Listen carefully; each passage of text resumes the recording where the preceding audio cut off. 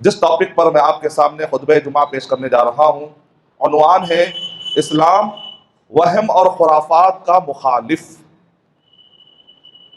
وہم مانے ایک ایسی چیز جس کی حقیقت نہ ہو، دنیا میں عقلی اعتبار سے کوئی حقیقت نہ ہو، تاریخی اعتبار سے کوئی حقیقت نہ ہو، اور سب سے بڑھ کر یہ ہے کہ اسلام میں اس کی کوئی حقیقت نہ ہو، شریعت میں اس کی کوئی حقیقت نہ ہو۔ وہم، خوف، ڈر، ایک ایسا ڈر حقیقت میں وہ ڈرنے کی کوئی چیز ہے ہی نہیں، ایک ایسا خوف حقیقت میں ایسا خوف کرنے کی کوئی چیز ہے ہی نہیں، ایک ایسی پریشانی حقیقت میں ایسی کوئی پریشانی ہے ہی نہیں۔ اس نے سوچ لیا ہے، اس نے سمجھ لیا ہے، اس نے اپنے دماغ میں ایسا تصور پیدا کر لیا ہے کہ آنکھ کے پھڑکنے کی وجہ سے آج تکلیفیں آئیں گی، ہاتھ میں کھجلی ہونے کی وجہ سے آج کا پیسہ جائے گا یا تو پیسہ آئے گا، کوے کے آنے کی وجہ سے شاید کوئی بلا والا مہمان آ جائے گا، الو آ جانے کی وجہ سے گھر کے اندر نحوست ہو جاتی ہے، سفر کا مہینہ آنے کی وجہ سے کام ہمارے بگڑنے لگتے ہیں۔ ایک ایسے خیالات، ایک ایسے خوف، ایک ایسا فوبیا، ایک ایسا ڈپریشن، ایک ایسا ذہنی تناؤ جو اس نے پال لیا ہے، جو اس نے سوچ لیا ہے، حقیقت میں کچھ چیز نہ ہو، ایسے کو کہا جاتا ہے وہم اور خرافات۔ خرافات یعنی جس کی کوئی اصل نہ ہو، جس کی کوئی بنیاد نہ ہو، قصے کہانیاں ہیں، عقائد ہیں، اور بس یہ چلے جا رہے ہیں، اس کو کہتے ہیں وہم و خرافات کی دنیا۔ اور یہ قدیم زمانے سے چلتا آ رہا ہے، قدیم زمانے سے چلتا آ رہا ہے۔ اللہ کے نبی صلی اللہ علیہ وسلم جس وقت پر نبی بنا کر بھیجے گئے تھے، پوری دنیا وہم و خرافات کا شکار تھی، کوئی ریسرچ نہیں، کوئی تحقیق نہیں، کوئی سوچ نہیں، دماغ میں کچھ بٹھا لیا کہ فلاں چیز ہے جس کی وجہ سے نقصان ہوتا ہے، تو سب میں بات پھیل گئی کیسا ہونے والا ہے، ایسا کیوں ہے، فلاں وقت پر ایسا واقعہ پیش آیا تھا، فلاں کو ایسا نقصان ہو گیا۔ ان کے پاس ایسا کوئی معیار نہیں ہے کہ جس کی وجہ سے جانچے کہ واقعی بات صحیح ہے یا غلط ہے۔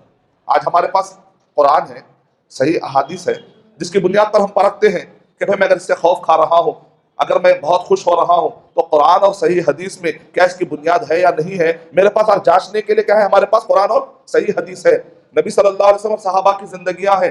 لیکن جو جاہلیت والے لوگ تھے، اور جو کفار قریش تھے، اور جو عرب کے جاہل تھے، ان کے پاس کوئی معیار نہیں تھا، ان کے پاس کوئی کسوٹی نہیں تھی، ان کے پاس ایسی کوئی کتاب، ان کے پاس ایسی کوئی تعلیمات نہیں تھی۔ تو ایسے وقت پر وہ اپنے تجربے کی بنیاد پر، کوئی قصے کی بنیاد پر، کوئی خرافات کی بنیاد پر فیصلہ کر لیتے تھے، ڈر میں جیا کرتے تھے۔ اللہ کے نبی صلی اللہ علیہ وسلم کو اللہ تعالیٰ نے ایسے خرافات سے باہر نکالنے کے لیے اللہ سبحانہ و تعالیٰ نے مبعوث فرمایا۔ تو آئیے آج ہم اس مہینے کی مناسبت سے، سفر کا مہینہ، سفر کا مہینہ، اس مہینے کی مناسبت سے آپ کے سامنے چند باتیں رکھنا چاہوں گا۔ میں 10 باتیں آپ کے سامنے پیش کرنے کی میں سعادت حاصل کروں گا، تاکہ وہ لوگ جو اس سفر کے مہینے میں خرافات کا شکار ہیں، وہم کا شکار ہیں، بیجا خوف میں مبتلا ہے، فوبیا میں مبتلا ہے، ڈر میں مبتلا ہے، وہم کی زندگی گزار رہے ہیں، ڈپریشن کا شکار ہو چکے ہیں، انشاءاللہ میں اللہ تعالیٰ سے دعا کرتا ہوں کہ 10 پوائنٹ کی روشنی میں اس فوبیا سے، اس خوف سے، اس ڈر سے اللہ تعالیٰ ہم سب کو باہر نکال دے انشاءاللہ۔ پہلا نقطہ یہ ہے کہ اگر کوئی سفر کے مہینے کو منحوس سمجھتا ہے تو دراصل وہ کفار قریش اور جاہلیت کے راستے پر۔ علامہ ابن حجر رحمۃ اللہ علیہ نے، علامہ ابن حجر رحمۃ اللہ علیہ نے کفار قریش کے جو غلط عقیدے تھے فتح الباری میں بیان کیے۔ تو پہلا نقصان کیا ہے، جو لوگ سفر کو منحوس سمجھتے ہیں، اس مہینے کو، سفر کے مہینے کو جو لوگ منحوس سمجھتے ہیں، پہلا نقصان کیا ہے، وہ لوگ مومنوں کے راستے سے نکل کر جاہلیت والے کفار قریش کے راستے پر واپس جا رہے ہیں۔ کتنا بڑا نقصان، کتنی بڑی بدنصیبی ہے کہ مسلمان بھی کہلائے، اپنے آپ کو کہے کہ میں مسلمان ہوں، لا الہ الا اللہ محمد رسول اللہ کا پڑھنے والا بھی ہوں، پھر میں سفر کو منحوس سمجھتے ہوئے اور اس کے بعد میں جاہلیت کے راستے پر، ابو جہل کے راستے پر، ابو لہب کے راستے پر، کفار قریش کے راستے پر چلا جاؤں، تو یہ بدنصیبی نہیں تو اور کیا ہے کہ ہدایت مل جانے کے بعد آدمی پھر گمراہی کے راستے پر جا رہا ہے۔ ابن حجر رحمۃ اللہ علیہ نے ارشاد فرمایا فتح الباری میں، صحیح بخاری کے جہاں پر یہ کلمات آئے، سفر، ہاما، تیارا، ان الفاظ کی تشریح میں ابن حجر رحمۃ اللہ علیہ کہتے ہیں کہ کفار قریش کیا کرتے تھے کہ ایک پرندے کو ہوا میں اڑاتے تھے، اگر وہ پرندہ سیدھے جانب رائٹ سائڈ کی طرف اگر اڑ جاتا تو وہ لوگ کہتے ہاں اس کا مطلب یہ کام مجھے کرنا ہے، ہاں اس کا مطلب میں جو سفر پہ جا رہا ہوں نا فائدہ ہوگا، تو اپنا سفر کنٹینیو کرتے۔ لیکن اگر وہ پرندہ لیفٹ سائڈ پر چلا جاتا، اگر وہ پرندہ لیفٹ سائڈ پر چلا جاتا تو وہ لوگ کہتے تھے یہ سفر اچھا نہیں ہے، یہ سفر مبارک نہیں ہے، یہ سفر فائدہ مند نہیں ہے، اور واپس لوٹ جایا کرتے تھے۔ کبھی پرندوں کے بدلے میں، جیسے آج کل بھی بعض لوگ ہیں کہتے ہیں کہ میں 1 2 3 4 5 6 7 8 9 10 کہنے سے پہلے اگر یہ پتا ہل گیا یا اگر 10 کہنے سے پہلے فلاں آدمی آ گیا تو ٹھیک ہے. نعوذ باللہ. یہ اس کو کہتے ہیں وہم. وہم مانے حقیقت میں اس کا کوئی تعلق نہیں ہو، ذہن میں آپ نے بنا لیا ہے، وہ ذہن میں نے ایسا سوچ لیا ہے جس کی وجہ سے آدمی خوف میں ابتلا آتا ہے اور شیطان ہنستا ہے. یہ دیکھو اشرف المخلوقات ہے، ان کو سجدہ کرنے کے لیے کہا گیا، یہ آدم علیہ السلام کی اولاد ہے، اور شیطان کو بڑا مزہ آتا ہے. تو شیطان بھی کیا کرتا ہے، بار بار یاد دلاتا ہے، دیکھ پہلے بھی تم کپڑا وائٹ پہنے تھے، اس دن بھی تمہارا حادثہ ہوا. یہ کون یاد دلا رہا ہے؟ شیطان یاد دلا رہا ہے. شیطان آ کر پروگرام کرتا ہے، کبھی نیند میں، کبھی خواب میں، کبھی چلتے چلتے گاڑی پر اچانک خیالات دور چلے آتے ہیں. ایک آدمی کہتا ہے اچانک اتنی دور کیسا چلے گا میرا خیال؟ شیطان. سورہ مجادلہ سورہ نمبر 58 کی آیت نمبر 9 10 11 پڑھی آپ. اس کے اندر اللہ تعالیٰ کہہ رہے ہیں کہ شیطان کے پاس ایک طاقت ہے، اس کا وہ مس یوز کرتا ہے. وہ طاقت کا نام کیا؟ نجوا. انما النجوا من الشیطان. یہ نجوا نیند کی حالت میں وہ پروگرامنگ کر کے چھوڑ دیتا ہوں. اٹھتا ہے تو آدمی پسینہ پسینہ، اٹھتا ہے تو آدمی پریشان ہوتا ہے، بیان نہیں کر پاتا. تو شیطان آ کے اس کے دماغ میں غلط خیالات ڈال کے چلاتا ہے اور آدمی اس کو بلیو کرنا شروع کرتا ہے.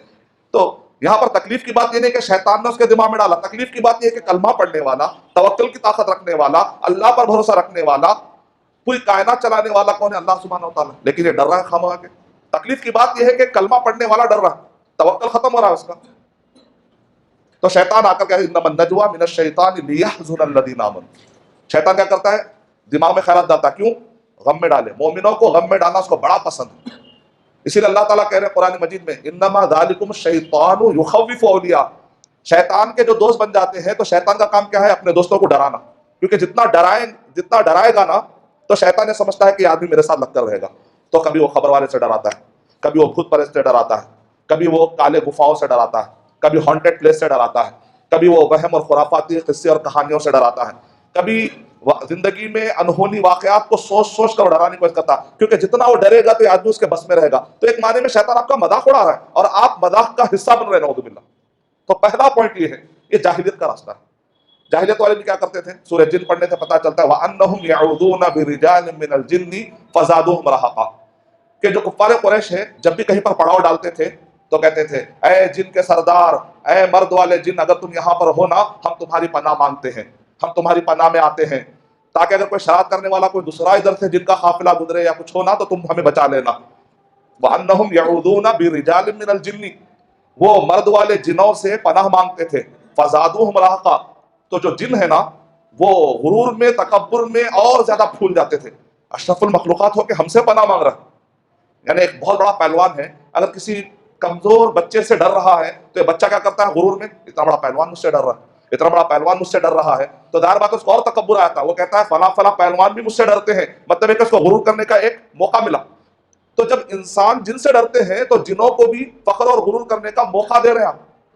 وہ کیا کرتے ہیں؟ اشرف المخلوقات ہو کر اللہ تعالیٰ نے یہ آدم علیہ السلام ان کے ابا کو، ہمارے آبا اجداد کو جھکنے کے لیے کہا تھا. یہ وہ مخلوق ہے کیا؟ ارے اتنی پاورفل مخلوق ہمارے سامنے جھک رہی. تو وہ لوگ کیا کرتے تھے؟ اعوذ برجال من الجن. وہ کہتے تھے اعوذ برجال من الجن. تو ہم کو سکھایا گیا نہیں مسلمانوں تم ایسا مت کہو. اگر تم کو خوف ہوتا ہے تو تم کیا کہو؟ اعوذ باللہ من الشیطان الرجیم. اعوذ برجال من الجن کے مقابلے میں ہم کو کیا سکھایا گیا؟ اعوذ باللہ. جنوں کے پناہ مت لو، شیطانوں کی پناہ مت لو، جادوگروں کی پناہ مت لو، یہ کاہنوں کے پاس مت جاؤ. 40 دن کی نمازیں قبول نہیں ہوتی. اگر صرف پوچھ لیا تو زوڈیاک والے علم پہ خالی بھروسہ کر لیا، ایک آدمی خالی معلوم کیا مذاق معلومات کرنے کے لیے 40 دن کی نمازیں غائب، ختم. ستاروں کے کھیل، ایسٹرالوجی پر چلے دیکھتے ہیں ہے کیا، 40 دن کی نمازیں خلاص. اگر وہ بلیو کرنا شروع کر دے فقد کفر بما انزل علی محمد صلی اللہ علیہ وسلم. اس نے محمد صلی اللہ علیہ وسلم پر اللہ نے جو دین نازل کیا ہے گویا کہ اس نے اس کا کفر کر دیا. کتنا بڑا گناہ. ایک صاحب نے کہا 40 نمازیں آپ کی خراب ہو جاتی، 40 دن کی نمازیں آپ کی خراب ہو جاتی ہیں، آپ ایسا مت جائیے کاہن کے پاس. تو کہہ رہے میں 40 دن سے نمازیں ہی نہیں پڑھا ہوں. اب یہ گئی گزری حالت. اب ظاہر بات ہے جن نہیں، جنوں کے سردار آ کے پکڑ لیتے ایسے لوگ. ان الذین اتقوا اذا مسهم طائف من الشیطان تذکروا فاذا هم مبصرون. بے شک جن لوگوں نے تقوی اختیار کیا اور شیطانوں کی ایک جماعت آ کے ان کو پکڑ لیتی ہے، تقوی والوں کو بھی پکڑ لیتی ہے. تذکروا، صرف اللہ کا ذکر کرتے. کیا کرتے ہیں؟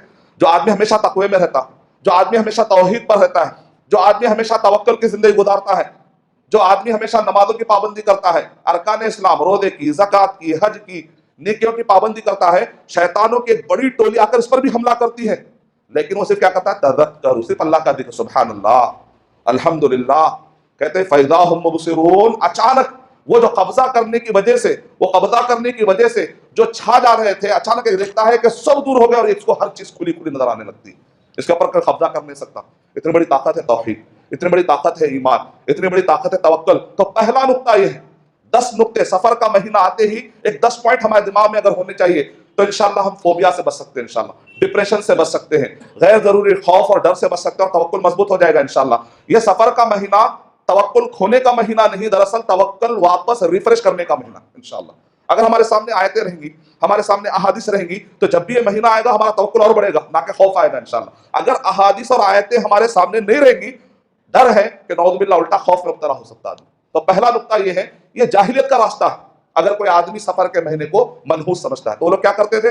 فتح الباری میں ابن حجر رحمۃ اللہ علیہ کہہ رہے ہیں، کبھی پرندوں کے ذریعے سے وہ لوگ معلوم کرنے کی کوشش کرتے تھے کہ میرا سفر اچھا ہے یا نہیں، اس کو کہتے ہیں وہم، اس کی کوئی حقیقت ہی نہیں ہے۔ پرندہ ہو سکتا ہے اس کو اچھا لگا ہوگا، ادھر چلا گیا، ادھر بیچارہ پریشان ہے کہ شاید میرا پرابلم ہو۔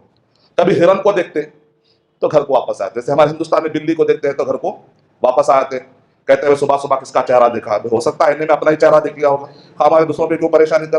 تو اپنا دیکھنے سے یا کسی کا دیکھنے سے کچھ نہیں ہوتا۔ یہ کائنات چلانے والے کون ہیں؟ اللہ سبحانہ و تعالیٰ۔ یہ سب اسباب ہے، بادل آتا ہے اس سے بارش برستی ہے، ایسا تو نہیں کہ بادل بابا، اللہ نے بادل میں بارش لانے کی طاقت دی ہے۔ تو مسبب کون ہے اصل میں؟ اللہ ہی ہے۔ آگ ہے، آگ بابا، آگ کو جلانے کی طاقت کس نے دی؟ تو ہم کہیں گے سارے اسباب ہیں، اور ان اسباب کا پیدا کرنے والا وہ مسبب اللہ۔ وعلی اللہ فلیتوکل المؤمنون، اور اللہ ہی پر مومنوں کو بھروسہ کرنا چاہیے، توکل۔ تو پہلا پوائنٹ دماغ میں رکھیے کہ جیسے اگر ہم غلط قسم کے وہم میں جا رہے ہیں تو کفار قریش کے راستے پر جا رہے ہیں، کفار قریش کے۔ اور ایک طریقہ کیا کرتے تھے جانتے ہو لوگ؟ کہیں بھی سفر کے لیے جانا ہے، اچانک خوف آ گیا کہ پتہ نہیں کہ ابھی میرا سفر یا میری جنگ یا فلاں کام میرا کامیاب ہوتا نہیں ہوتا، تو وہ لوگ کیا کرتے تھے؟ 3 ترکش سے 3 تیر نکالتے تھے، ایرو، ایک پر لکھتے تھے امرنا ربی، میرے رب نے مجھے حکم دیا ہے، یعنی مطلب ہے کہ جاؤ۔ نہانا ربی، میرے رب نے مجھے روک دیا ہے کہ میں نہیں جاؤں، اور تیسرے پر کچھ بھی نہیں لکھتے تھے۔ ابن حجر رحمۃ اللہ علیہ نے ارشاد فرمایا کہ یہ لوگ کیا کرتے تھے؟ اس کے بعد ہاتھ رکھتے تھے، چلیے امرنا ربی اگر نکلا تیر میں، ارے میرا رب حکم دے رہا ہے، اس کا مطلب اب میں کر سکتا ہوں۔ اللہ کا شکر ہمارے پاس شریعت ہے، ہم کچھ بھی کرنا ہے یا نہیں کرنا ہے تو ہم کہاں دیکھتے ہیں؟ قرآن اور صحیح حدیث۔ وہ جاہلیت کے لوگ، ان کے پاس کوئی قرآن اور صحیح حدیث نہیں تھی، وہ لوگ ایسے بیوقوف والی حرکتیں کرتے تھے، ایسے بیوقوفانہ حرکتیں کرتے تھے کیونکہ ان کے پاس کوئی روشنی نہیں ہے۔ یہ اللہ کا کتنا شکر ہے کہ اندھیرے میں ہم کو روشنی ملی ہوئی، ہمارے پاس کتاب و سنت ہے، قرآن و حدیث موجود ہے ہمارے پاس۔ اس کے بعد اگر وہ تیر پہ ہاتھ پڑتا جس کے اوپر لکھا ہوا ہے نہانا ربی، میرے، نہا مانے روکا، نہانا مانے ہم کو روکا، میرے رب نے روک دیا، یا نہانی ربی، میرے رب نے مجھے روک دیا، تو کہتے ہیں اس کا مطلب اوپر والا چاہتا ہے کہ میں کام نہ کروں، واپس آ۔ ہمارے پاس استخارے کا سسٹم، ہم کیا کرتے ہیں؟ مشورہ کرتے ہیں، مشورہ کرنے کے بعد ایک کوئی فیصلے پر پہنچتے ہیں، وہ فیصلہ امپلیمنٹ کرنے سے پہلے، استخارہ کیا ہوتا ہے؟ امپلیمنٹ کرنے، دماغ میں ڈیسیشن رہتا ہے آپ کا، مشورہ کرنے کے بعد تجربے کی بنیاد پر، معلومات کی بنیاد پر آپ کیا کرتے ہیں؟ فیصلہ دماغ کی طور پہ لے لیتے ہیں، اس کو کہتے ہیں ڈیسیشن لے لیتے ہیں، ذہنی طور پر آپ ایک فیصلہ لیتے ہیں۔ اب آپ اس کو امپلیمنٹ کرنا چاہتے ہیں تو درمیان میں جو مرحلہ ہوتا ہے یہ ہے استخارہ۔ استخارے کو بھی لوگوں نے پھر وہم کا ذریعہ بنا دیا، خرافات کا ذریعہ بنا دیا۔ استخارہ پریشانیوں سے چھٹکارا، نعوذ باللہ، پھر یہ قول گمراہی ہوگی۔ غیب جاننے کا کوئی آلہ نہیں استخارہ، اللہ تعالیٰ کے ساتھ طلب الخیر، خیر طلب کرنے کا۔ اور کئی لوگ کیا کرتے ہیں؟ استخارہ کرنے کے بعد خواب آتا، بیچارے کو خواب ہی نہیں آتا زندگی میں، وہ کہتا زندگی بھر مجھے خواب ہی نہیں آتا، وہ بیچارہ کیا کرے گا؟ اب ایک آدمی کو گھنٹے کے بعد ڈیسیشن لینا ہے، اب بیچارہ زبردستی کر کے سونا، اس کو پورے لوگ مل کے، اب نہیں سویا تو بھی پرابلم، اگر سو گیا اتنا لمبا سو جاتا اسے اٹھا رہے نہیں، بیچارہ سو گیا۔ ایسا کچھ بھی نہیں، ایسے کوئی حقیقت ہی نہیں ہے کہ خواب میں انگور آئے، خواب میں کانٹے آئے، یہ سب بیکار باتیں، اس کو کہتے ہیں وہم و خیالات والی دنیا، خرافات، اغلال، بیڑیاں، جکڑ بندیاں، سوچ، رسم و رواج، خرافات، ایسی چیزیں جس کی کوئی اصل نہ ہو، ان سب چیزوں سے اپنے آپ کو بچنا چاہیے۔ اور ایک بھی غلط فہمی لوگوں میں، استخارہ کرنے کے بعد اگر دل میں اطمینان ہو تو کام کر لیں، ضعیف حدیث ہے۔ شیخ ابن عثیمین رحمۃ اللہ علیہ کہہ رہے ہیں شراب پینے والے کو شراب پہ اطمینان آ جائے گا، تو چوری کرنے والے کو چوری پہ اطمینان، اے اللہ میں چوری کروں نہ کروں، ارے اطمینان ہے، بہت اطمینان۔ جس کو جس پر عادت ہوتی ہے اس پر اطمینان ہو جاتا ہے، رشوت خور کو رشوت پر اطمینان ہوتا ہے، یہ رشوت کے پیسوں کو ہاتھ لگاؤ یا نہ لگاؤ، فی الوقت رائٹ ٹائم ہے یا نہیں ہے۔ جو آدمی جیسا ہوتا ہے نا اس کو اس چیز پر اطمینان آ جاتا ہے۔ اب یہ 500 کے نوٹوں کا چکر ہے، ہاتھ لگاؤ یا نہ لگاؤ، جس کو جس پہ رہے گا، جیسا ذہن رہے گا، یہ کوئی استخارے کا ذریعہ نہیں، استخارے کو بدنام مت کریے درمیان میں، توکل کو بدنام مت کریے، توکل کو درمیان میں، غلط عقیدے، غلط سوچ، ضعیف حدیثیں، اس امت، اتنی کتاب و سنت اور ہدایت والی امت کو آج یہ ضعیف حدیثیں، یہ من گھڑت واقعات، یہ خرافات نے تباہ کر دیا۔ اللہ حفاظت کرے۔ یہ لوگ یا تو پاس ہے، کبھی ریتی میں لائن لگاتے، کبھی تیروں کے ذریعے سے فال کھولتے، کبھی پرندوں کے ذریعے سے، تو یہ جاہلیت کا طریقہ تھا۔ نبی اکرم صلی اللہ علیہ وسلم نے ارشاد فرمایا، من ردت الطیرہ، جس کو عبداللہ بن مسعود رضی اللہ تعالیٰ راوی کہتے ہیں جس کو بدشگونی نے واپس کر دیا، اس نے شرک کیا۔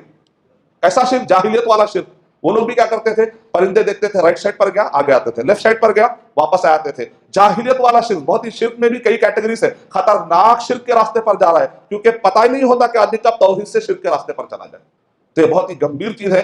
پہلا نقصان، سفر کے مہینے کو منحوس سمجھنا۔ یہ سفر ہے کیا؟ صاد فا را، سفر۔ سفر 2 وجہ سے اس کو سفر کہا گیا۔ صحیح ابو داؤد، سنن ابی داؤد میں اس کی تشریح آئی ہے۔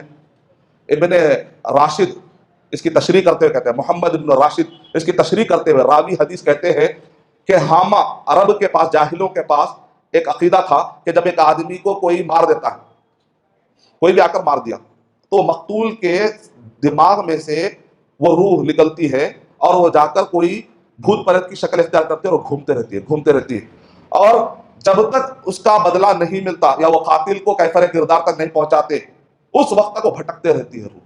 تو لوگ کیا کرتے تھے، اس سے پناہ مانگتے تھے، کہتے تھے فلاں نے فلاں کو مار دیا، اس کی وجہ سے پوری بلائیں ہمارے گھر پر آ رہی ہے، اب وہ بھوت آ کر بدلہ لے رہا ہے۔ تو اللہ کے نبی صلی اللہ علیہ وسلم نے ارشاد فرمایا، لا عدوا، عدوا قسم کی کوئی چیز نہیں، ولا طیرتا، نحوست والی کوئی چیز نہیں، ولا حامہ، یہ سر میں سے نکل کر بھوت پریت بننے کی کوئی بھی شکل نہیں ہے، ولا سفر، اور سفر کے مہینے کو منحوس سمجھے ایسی کوئی چیز نہیں۔ تو وہ لوگ کیا کرتے تھے، یہ بنیاد پر شک میں مبتلا ہو چکے تھے، اور کیا کرتے تھے، کہتے تھے یہ سفر کا مہینہ جب بھی آتا نا بڑا منحوس ہے۔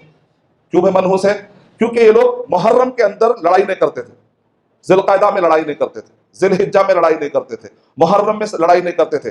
جیسے ہی محرم کا مہینہ، کہتے تھے حرمت والے مہینے، جیسے ہی مہینہ محرم کا گزر جاتا تھا تو کیا کرتا تھا، اپنے باپ کا قاتل کون ہے تلاش کرنے بچے نکل جاتے تھے، 3 مہینے تک صبر کرتے تھے، لڑائی نہیں کرتے تھے۔ سفر کا مہینہ آتے، صفر البیت، صفر کہتے ہیں عربی زبان میں گھر کا خالی ہو جانا، صفر اردو میں صفر بھی کہتے ہیں نا، جس کی کوئی ویلیو نہ ہو، زیرو، تو صفر البیت گھر کا خالی ہو جانا۔ تو انہوں نے یہ نام رکھے تھے کہ صفر البیت گھر خالی ہو جائے گا۔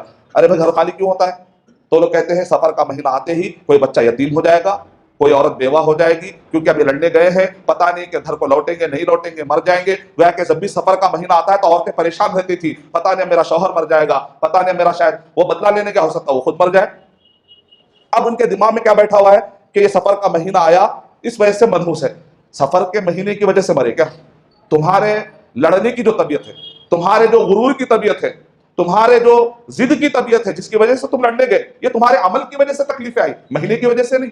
کیونکہ بعد میں اللہ کے نبی صلی اللہ علیہ وسلم نے آ کر وہی عرب کی، اللہ کے نبی صلی اللہ علیہ وسلم نے جب اصلاح کی تو سفر کے مہینے میں ایسی تو لڑائی نہیں ہوتی تھی کہ کوئی اپنے ضد کی وجہ سے بدلہ لینے نکل رہا۔ اس کا مطلب کیا نکلا؟ سفر کے مہینے سے نہیں، تمہارے عمل کی بنیاد پر تھا۔ تو جاہلیت زدہ سوچ، سب سے پہلے اپنے آپ کو یہ جاہلیت والے سوچ سے بچانا بہت ضروری ہے، ورنہ شیطان ہنسے گا۔ جاہلیت کے راستے پہ چلنا ہے، اور اللہ کے نبی صلی اللہ علیہ وسلم ہم کو جاہلیت سے باہر نکالنے آئے تھے۔ دلیل سورہ اعراف سورہ نمبر 7 کے آیت نمبر 157، الذین یتبعون الرسول النبی الامی الذی یجدونہ مکتوبا عندہم فی التوراۃ والانجیل یأمرهم بالمعروف وینہاہم عن المنکر ویحل لهم الطیبات ویحرم علیہم الخبائث ویضع عنہم اصرہم والاغلال التی کانت علیہم۔ اللہ کے نبی صلی اللہ علیہ وسلم کو اللہ تعالیٰ نے ایک مشن دے کر بھیجا۔ کیا ہے وہ؟ کئی کام بتائے گئے اس آیت میں، یہ اس میں سے ایک کام کیا ہے؟ لوگوں نے جو الگ الگ قسم کے رسم و رواج میں اپنے آپ کو باندھ لیا ہے، بیڑیوں میں ڈال لیا، اللہ کے نبی صلی اللہ علیہ وسلم آ کر وہ رسم و رواج سے باہر نکالے انسانوں، بولے یہ مت کرو، یہ مت کرو، یہ مت کرو، خامہ کے ڈر رہے، ایسا کچھ نہیں، ایسا کچھ نہیں، ایسا کچھ نہیں، تو بیڑیوں سے باہر نکالا گیا۔ پھر واپس لوگ کیا کر رہے ہیں، پھر وہ بیڑیاں ڈال رہے۔ تو گویا کہ اللہ کے نبی صلی اللہ علیہ وسلم جو مشن، اللہ تعالیٰ نے جو مشن دے کر اللہ کے نبی صلی اللہ علیہ وسلم کو بھیجا، اس کے خلاف میں جا رہے ہیں۔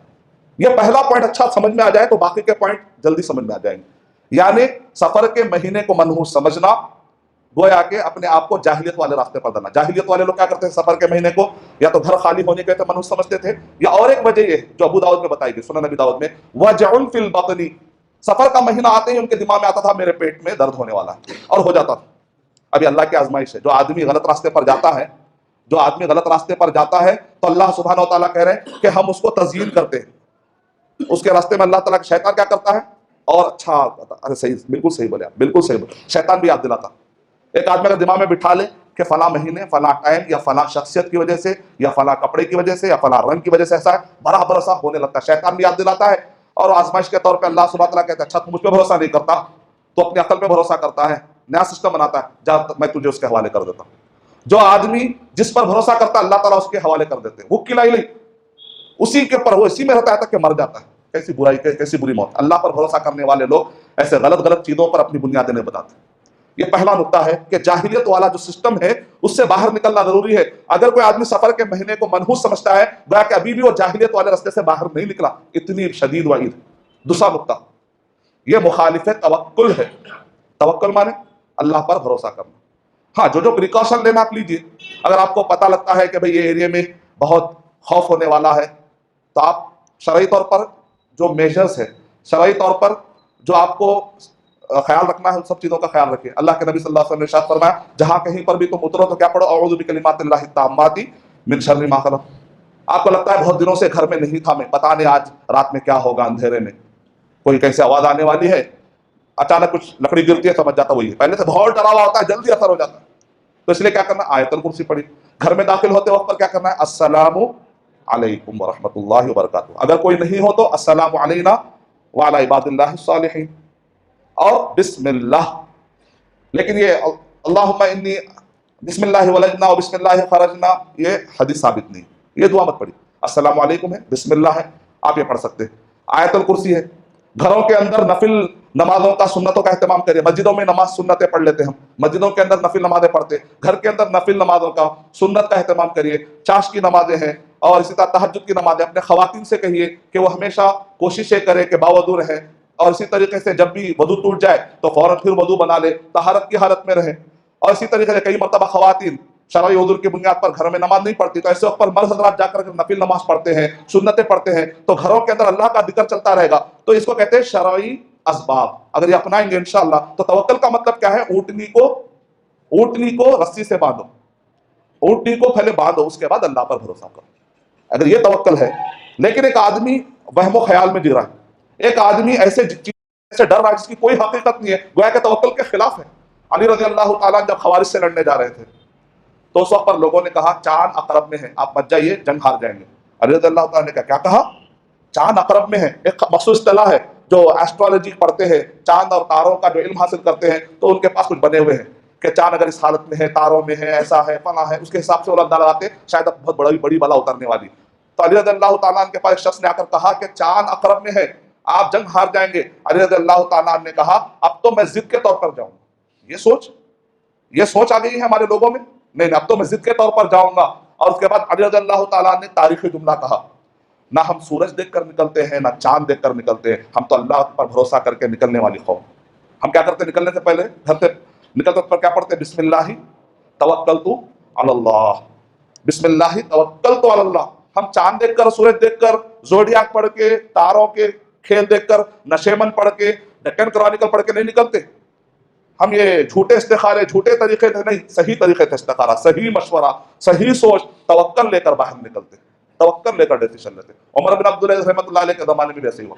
اور سعد بن ابی وقاص رضی اللہ تعالیٰ جب چائنا فتح کرنے جا رہے تھے، چائنا ازبکستان کے راستے پہ جب نکلے تو لوگوں نے کہا راستے میں ہرن نے راستہ کاٹ دیا ہے، اے سعد بن ابی وقاص رضی اللہ تعالیٰ واپس لوٹ جائیے. سعد بن ابی وقاص کہتے ہیں اب تو میں جاؤں گا، اور جاتے ہیں چائنا فتح ہوتا ہے. آج چائنا کے بارڈر پر ہزاروں مسجدیں، وہ پورے مسجدیں جو بنی ہیں سعد بن ابی وقاص رضی اللہ تعالیٰ نے جو فتح کی تھی، اس وقت پر جو مسلمان بسے تھے، اس زمانے سے جو چلتے آ رہا تھا. آج بھی چائنا اتنا ہی ہے، اس کے علاوہ چائنا شاید ہی بہت پھیلا. کتنا بڑا کارنامہ. چائنا کے ایک بارڈر پر ایک مسلمانوں کی بہت بڑی آبادی رہتی ہے. یہ آبادی یہی واقعے کے بعد ہوئی. اگر وہ ہماری طرح کمزور عقیدے والے ہوتے تو وہ قوم کو اللہ سبحانہ و تعالیٰ اتنی کامیابی نہیں دیتا تھا. وہ قوم توکل والی قوم تھی. توکل کا معنی صحیح سمجھنے کی ضرورت ہے. تیسرا پوائنٹ یہ، اگر کوئی سفر کے مہینے کو منحوس سمجھتا، پہلا پوائنٹ میں نے تفصیل سے دے دیا، باقی کے پوائنٹ آسان ہیں، چھوٹے چھوٹے. یہ مخالف توحید کا مطلب یہ ہے کہ آدمی یہ عقیدہ رکھے کہ پوری کائنات چلانے والا کون ہے؟ اللہ تعالیٰ. ہماری بگڑی بنانے والا، اچھائی دینے والا اور برائی ختم کرنے والا، یہ سب کون ہے؟ اللہ سبحانہ. اس کو کہتے ہیں توحید ربوبیت. عالم الغیب، غیب کا جاننے والا کون ہے؟ توحید اسماء و صفات. اور یہ پوری کائنات میں ہم کو خوف کس کے ساتھ؟ جو عقیدے والا خوف ہوتا ہے وہ اللہ کے علاوہ کسی اور کے ساتھ نہیں ہوتا. وَخَافُونِي إِن كُنتُم مُؤْمِنِينَ. اللہ تعالیٰ ارشاد فرما رہے تم مجھ سے ڈرو اگر تم واقعی ایمان والے ہو. تم مجھ سے ڈرو. ایک ہوتا ہے نیچرل ڈر، فطری ڈر، سامنے شیر آ گیا، فطری طور پہ ڈر ہوتا ہے، یہ کوئی بری بات نہیں ہے. فطری طور پہ کوئی آدمی دھمکی دیتا ہے، آپ کو خوف آ جاتا ہے، یہ کوئی بری بات نہیں ہے. انبیاء کرام بھی فرعون سے جو ہے خوف کھائے. موسیٰ علیہ السلام کو بھی سانپ سے ڈر ہوا، فرعون سے تھوڑا سا ڈر ہوا. یہ نیچرل ڈر ہے، یہ کوئی بری بات نہیں. عقیدے والا ڈر نہیں ہونا چاہیے کہ اگر تم اتنے فلاں بکرے، اتنے بھوت یا اتنے جنوں کے تم نام نہ کاٹو تو اس سال تمہارے اوپر پریشانیاں آ جائیں گی. تو لوگ سفر کے مہینے میں 13 تیزی اس کو مٹانے کے لیے کیا کرتے ہیں؟ تھوڑا سا مرچ، کچی مرچ، ہری مرچ، تھوڑا کم بھی ملا لے رہے ہیں. اب عقیدہ جو چاہے لے لو نا، تھوڑا نعوذ باللہ. اور اس کے بعد بھلاوے اور تھوڑا سا ڈراؤنا منظر کرنے کی، جب تک دکھتا نہیں پریزنٹیشن، تھوڑا دھواں، اچھا منظر. اب بابا بن کے بیٹھ گئے. اب لوگ سمجھتے وہ لوگ بہت ایسے ہی کرے تو کون اٹریکٹ ہوتا. تو کئی لوگ جو سدھر گئے ان سے ہم انٹرویو لیتے، بولے ہم لوگ بیٹھ کے باقاعدہ تھا پریزنٹیشن دیتے تھے. برا چہرہ، 1 لیٹر سرما، 1 لیٹر کاجل. سرما ملا تو عورتوں کا کاجل لگا لے رہے کیا، جو چہرے کو بھی لگا لیتے بعد لوگ کاجل، اور اچھا دکھنا، جتنا اچھا پریزنٹیشن. ارے یہ ذرا خطرناک بابا دکھ رہے. تو لوگ جب خوف کی دنیا میں چلے جاتے، شیطان انسان بھی مذاق اڑاتے ہیں. یہ سب توحید. جب آدمی وہ ایک سجدہ جسے تو گراں سمجھتا ہے، 1000 سجدوں سے دیتا ہے انسان کو نجات. ایک مرتبہ اللہ تعالیٰ کا راستہ چھوٹے گا تو در در کی ٹھوکریں کھاتا جائے گا. وہ خوف اللہ سبحانہ، عقیدے والا خوف. فطری خوف کی میں بات نہیں کر رہا ہوں، اس میں چھوٹ ہے، اللہ تعالیٰ بندے کو اتنی سختی نہیں رکھے. لیکن عقیدے والا خوف صرف اللہ سبحانہ و تعالیٰ. تو آدمی جو سفر کے مہینے کو منحوس سمجھ کے آخری کا چاشمبا گھاس کو دلنے جاتا، بولتے اللہ کے نبی صلی اللہ علیہ وسلم سفر کے مہینے میں اچھے ہوئے تھے. ایک من گھڑت حدیث ہے. اور آخری چاشمبا تھا وہ سفر کا مہینہ، تو شروع میں یہ حالت ہے، اور آخری کے چاشمبے میں پورے ہری گھاس جا کر پوری گھاس ختم کرا. حسین ساگر کے پاس بڑی مشکل سے وہ گھاس اگتی ہے، جہاں بھی گھاس ہوتی ہے اس دن خاص طور سے کانٹے لگائے تھے لوگ، یہاں پر آ کے پتہ نہیں کوئی آدمی چلے گا. حالانکہ ابن ہشام کہتے ہیں، ابن ہشام سیرت نگار کہتے ہیں اللہ کے نبی صلی اللہ علیہ وسلم کا انتقال ربیع الاول میں. تو اللہ کے نبی صلی اللہ علیہ وسلم کو جو بیماری شروع ہوئی سفر کے مہینے میں، واقعہ الٹا ہے. اللہ کے نبی صلی اللہ علیہ وسلم کی طبیعت اچھی نہیں ہوئی، سفر کے مہینے میں طبیعت خراب ہوئی. تو جہاں خراب ہوئی آخری کے چاشمبے میں، وہاں پر روایت الٹی کر دی. اور شروع کے 13 تک کہہ رہے ہیں کہ ڈر، شروع کے 13 تک ڈر کا معاملہ ہے، اور آخر میں بالکل ایک ہی مہینے میں 2 متضاد عقیدے. نعوذ باللہ. یہ غلط سوچ ہے، مخالف توحید. چوتھا نقطہ ہے مخالف رسالت. اللہ کے نبی صلی اللہ علیہ وسلم کہہ رہے ہیں لا سفر کو منحوس سمجھنا ایسی کوئی حقیقت ہے ہی نہیں. اتنا کلیئر اسٹیٹمنٹ آنے کے باوجود اگر کوئی مسلمان سفر کے مہینے کو منحوس سمجھتا ہے، گویا کہ اللہ کے نبی صلی اللہ علیہ وسلم کو رسول نہیں مان رہا ہے. ہمارا کیا ہے؟ لا الہ الا اللہ محمد رسول اللہ. یہ کلمہ پڑھنے والی قوم کبھی سفر کے مہینے کو منحوس نہیں سمجھ سکتی. اور 5واں نقطہ ہے یہ مخالف عقیدہ آخرت. مخالف عقیدہ آخرت کیسا ہے؟ اگر کوئی آدمی سفر کے مہینے کو منحوس سمجھتا ہے کہ اس کی وجہ سے مصیبت آتی ہے. آخرت کا تصور کیا ہے؟ مالک یوم الدین. اللہ تعالیٰ کسی کو اس لیے جہنم میں نہیں ڈالے گا کیونکہ وہ نچلی ذات میں پیدا ہوا. ایسا کوئی اسلام میں عقیدہ ہے کیا؟ اعمال کی بنیاد پر، عقیدہ اور عمل کی بنیاد پر، عقیدہ اور عمل کی بنیاد پر مالک یوم الدین روز جزا کا مالک ہے. بدلہ دیا جائے گا جیسا تم عقیدہ رکھو گے. ایک غریب بھی ایمان اور تقوی کو پکڑ لیتا ہے تو جنت کے اونچے نہروں میں پہنچ جاتا ہے، اونچے کیاروں میں پہنچ جا سکتا ہے. ایک بڑا بادشاہ اور ایک بڑا مالدار بھی اگر تقوی اور عقیدے کو چھوڑ دیتا ہے تو وہ جہنم کے نیچے گہرائی میں پہنچ جاتا ہے. اس کا مطلب کیا نکلا؟ عقیدہ اور عمل کی بنیاد پر ہوتا ہے. کسی کے فلاں کی وجہ سے ایسا ہو گیا، فلاں مہینے کی وجہ سے ایسا ہو گیا. عقیدہ آخرت کے خلاف ہے. سوچ، توحید کے خلاف، رسالت کے خلاف، آخرت کے خلاف، توکل کے خلاف. اللہ کے نبی صلی اللہ علیہ وسلم نے جو جاہلیت کے خلاف اللہ کے نبی صلی اللہ علیہ وسلم نے جنگ چھیڑی تھی اس کے خلاف ہے. اور پھر اسی طریقے سے سفر کے مہینے کو اگر کوئی آدمی منحوس سمجھتا ہے تو یہ ایمان باللہ کے خلاف ہے اور یہ شرک ہے. 6واں نقطہ ہے شرک ہے. اللہ کے نبی صلی اللہ علیہ وسلم نے ارشاد فرمایا من ردت الطیرۃ فقد اشرک. اگر کوئی وہم کی بنیاد پر اپنا کام چھوڑ دیا، پتہ نہیں بھائی آج صبح سے کچھ ایسا ہو رہا ہے، صبح سے کچھ ہاتھ میرا ہل رہا ہے، آنکھ ہل رہی ہے، لہٰذا یہ کام نہیں کرتا، اگر اس نے ایسا ڈیسیشن لے لیا، شرک ہے. ان الشرک لظلم عظیم. اور یہ بدعت ہے. صحابہ کرام نے کبھی بھی ایسا عقیدہ نہیں رکھا، ایسا کوئی ڈیسیشن نہیں لیا. 7واں نقطہ کیا ہے؟ یہ بدعت بھی ہے. اللہ کے نبی صلی اللہ علیہ وسلم نے ارشاد فرمایا من احدث فی امرنا ھذا ما لیس منہ فہو رد. کوئی کام ایسا کرے جو نبی صلی اللہ علیہ وسلم صحابہ کے زمانے میں نہیں تھا وہ مردود ہے. اور یہ حرام بھی ہے. 8واں نقطہ یہ حرام بھی ہے کیونکہ آدمی اس مہینے میں نہ جانے حرام طریقے سے کتنے لوگوں کا مال کھا لیتے ہیں. آج بڑی انڈسٹری چل رہی ہے ایسٹرولوجی کے نام پہ. آپ جانتے ہیں بڑے بڑے ٹی وی چینلز پہ میں جاتے رہتا تو وہاں پر بڑے بڑے بابا بیٹھے رہتے, خالی وقت پر بیٹھے رہتے, ان سے ملاقات ہوتی. نہیں میرا شو ہے, دلی میں تھا میں, تو وہاں پر ملاقات ایک سے ایک الگ الگ مذاہب کے بڑے بڑے بابا بیٹھے ہوئے. لوگوں کا کیا کہ اس مہینے بہت کم پیسہ آیا ہے, پروڈیوسر صاحب نے کہا کہ ایسا کچھ چمتکار بتاؤ کہ پیسہ کچھ زیادہ آ جائے, کچھ ایسا مالا بتاؤ. تو وہ کوشش کر رہا ہوں. کہنے مطلب یہ ہے کہ ایک بہت بڑی انڈسٹری چل رہی, پیسہ کما رہے, حرام طریقے سے لوگوں کا پیسہ کسی کا آپ لگا رہے ہیں یا کسی کو لے کر جا رہے ہیں. اور سوسائٹی میں ایسے کئی خواتین گھوم رہے ہیں ایجنٹ بن کر, ڈراتے ہیں. اور خواتین گھر میں خالی رہتی ہیں, شوہر چلے جاتے تو لا کے ڈراتے ہیں. جب وہ ڈر اچھا بیٹھ جاتا ہے کہتے ہیں فلاں بابا, تو چھپ کے عورتیں جاتی ہیں, برقعے والی عورتیں بھی چلے جاتی ہیں. یہ غلط ہے, یہ حرام کاریاں ہیں, اس میں بے پردگی والے بہت سارے کام ہو جاتے ہیں. 9واں نقطہ یہ ہے کہ برکت اور نحوست کا جو سسٹم اسلام میں یہ ہے کہ بذات خود کوئی چیز برکت والی نہیں ہو جاتی, بذات خود کوئی چیز نحوست والی نہیں ہوتی جب تک کہ اللہ سبحانہ و تعالیٰ کا فیصلہ نہ ہو جائے. اسی لیے کچھ لوگوں نے آ کر کہا اللہ کے نبی صلی اللہ علیہ وسلم, ہم دیکھتے ہیں کہ ایک اونٹنی کو کھجلی ہوتی ہے, اس کے بعد کئی اونٹنیوں کو کھجلی لگ جاتی ہے, کنٹیجس بیماری پھیل جاتی ہے. تو اللہ کے نبی صلی اللہ علیہ وسلم نے ارشاد فرمایا وہ پہلے والی اونٹنی کو کس نے لگایا بیماری, سوچ بدل دی. دماغ میں آیا اللہ کے نبی صلی اللہ علیہ وسلم ایک اونٹنی کھجلی ہوتی ہے, پھر اس کے بعد دیکھتے ہیں کہ ہم پورے جتنے اونٹنے ہوتے ہیں سب کے اندر وہ بیماری پھیل جاتی ہے. اس کا مطلب کہ بیماری میں کنٹیجس, بیماریاں پھیلنے کی طاقت ہے. تو اللہ کے نبی صلی اللہ علیہ وسلم نے کہا کہ پہلی والی اونٹنی کو کس نے بیماری لگا دی.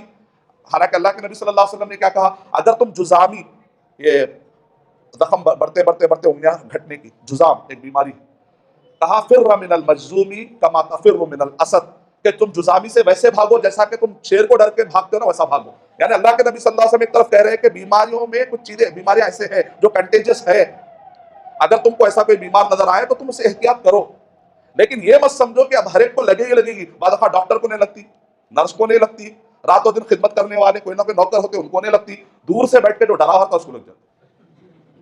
مطلب کیا ہے, اصل میں فیصلہ کہاں سے آتا ہے, رب العالمین کی طرف سے. اسی لیے عمر رضی اللہ تعالیٰ عنہ رکن یمانی کے پاس گئے اور جا کر کہے کہ میں جانتا ہوں کہ تو ایک پتھر ہے, انک حجر لا تضر ولا تنفع, تو بذات خود نہ نقصان پہنچاتا ہے نہ نفع پہنچاتا ہے. لولا انی رأیت رسول اللہ صلی اللہ علیہ وسلم استلمک ما استلمتک, اگر اللہ کے نبی صلی اللہ علیہ وسلم کو میں تجھے چھوتے ہوئے اگر میں نہیں دیکھتا تو میں تجھے چھوتا نہیں. حضرت سعود کے بارے میں بھی روایتیں ملتی ہیں, یہ روایت میں رکن یمانی کا ذکر آ رہا ہے. پھر بعد میں انہوں نے اس کو چھوا. مطلب کیا ہے, صحابہ کرام پتھروں کو, بعض عقیق کی انگوٹھی لگا کے بڑی بڑی انگوٹھی, وزن بھی رہتی, بیچارے لے کے گھومتے رہتے, کالی پت کا لچا, خاص قسم کے ایک کالا دھاگا, اس کے اندر ایک چھوٹا سا دانا. اور میڈیکلی اگر کوئی ہے تو بات سمجھ میں آ رہی. اکثر جب تحقیق کرتے ہیں تو ایسے کوئی میڈیکل رپورٹ بھی نہیں ملتے, ریسرچ نہیں ہوتا. سپرسٹیشن, وہم, گمان, ایسے سارے چیزوں سے مسلمانوں کو بچنا چاہیے, کیونکہ شرک کی طرف دروازے, یہ شرک کے دروازے, سفر کا مہینہ کیا نعوذ باللہ شرک کا دروازہ ہے.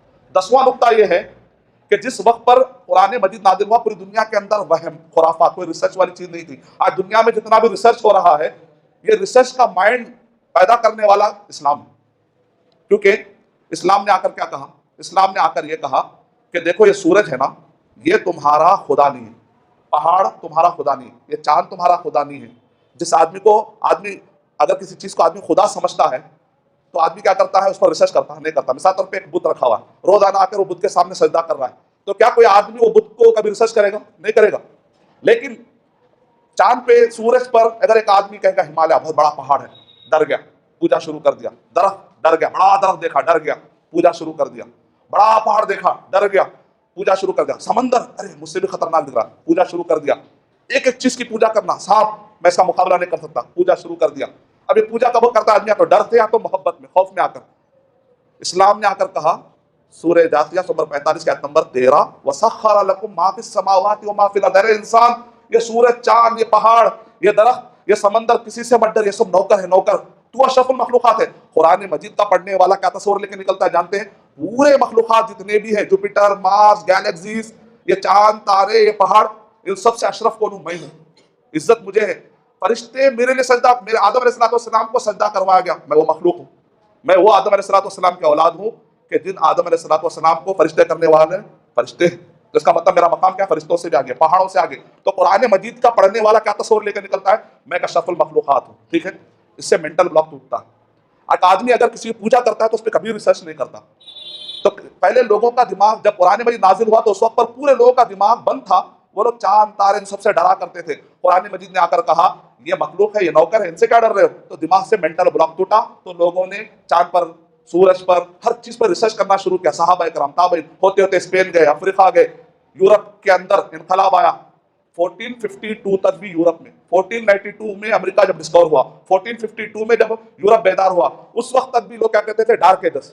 یعنی 7، 8ویں صدی، 9ویں، 10ویں، 11ویں، 12ویں، 13ویں، 14ویں، 700 سال یورپ کے بیدار ہونے اور امریکہ کے ڈسکور ہونے سے 700 سال پہلے محمد صلی اللہ علیہ وسلم کو اللہ تعالیٰ نے نبی بنا کر بھیجا. یہ 700 سال تک بھی یورپ والے اندھیرے میں، ڈارک ایجز، اندھیرے میں زندگی گزار رہے تھے. لیکن عرب کے لوگ کیا کر رہے؟ ریسرچ کر رہے تھے اس وقت. کیوں؟ اس لیے کہ سارے کے سارے لوگ چاند تھے، تارے سے، پہاڑوں سے، الگ الگ چیزوں سے ڈر رہے تھے. صحابہ کو ڈر نہیں تھا. یہ ریسرچ لے کر جب یہ اسپین پہنچے، یورپ پہنچے، افریقہ پہنچے، تو ان سے اثر لے کر یورپ کے لوگوں کا بھی ذہن کھلا. ارے واقعی سب چیزوں سے ڈرنا نہیں. تب جا کے پوری دنیا کے اندر ڈیولپمنٹ آیا، تب جا کر پوری دنیا کے اندر ترقی ہوئی. اس کا مطلب کیا نکلا؟ کہ اسلام مخالف ہے وہم اور خرافات کا، جو میرا عنوان تھا. میں اللہ تعالیٰ سے دعا کرتا ہوں کہ اللہ سبحانہ و تعالیٰ ہم سب کو اسلام کو واقعی طور پر اس طریقے سے سمجھنے کی اللہ توفیق عطا فرمائے جو اسلام نبی صلی اللہ علیہ وسلم اور صحابہ کے زمانے میں تھا. وآخر دعوانا الحمدللہ رب العالمین.